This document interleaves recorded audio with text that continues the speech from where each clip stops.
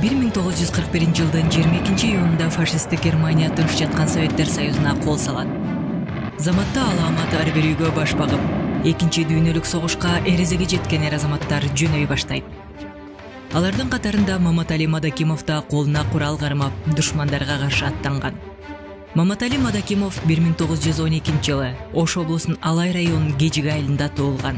1942 жылдын март айында Кызыл армиянын катарына кабыл алынат. Согуш таласында сапер, фашисттердин тизмегин бузуучу жоокер катары көптөгөн эрдиктерди жасаган. Маматали Мадакимов чалгынчы, кол башчы да болгон. Ал катардагы жоокерлик милдетти гана аткарбастан сап башында туруп, демилге көтөрө алган, лидерлик сапатка ээ болгону тарых барактарында калган.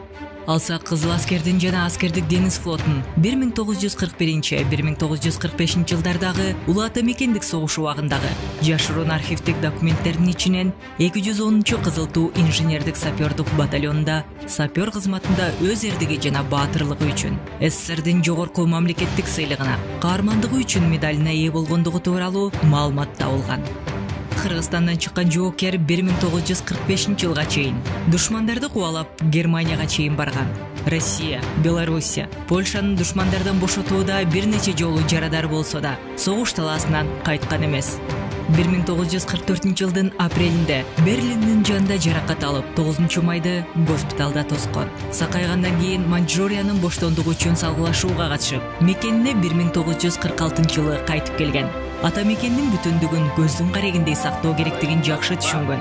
Маматали Мадакимов согуштан кийин да өлкөнүн өнүгүшүнө салымын кошкон. Аккан арыктан суу агат демекчи.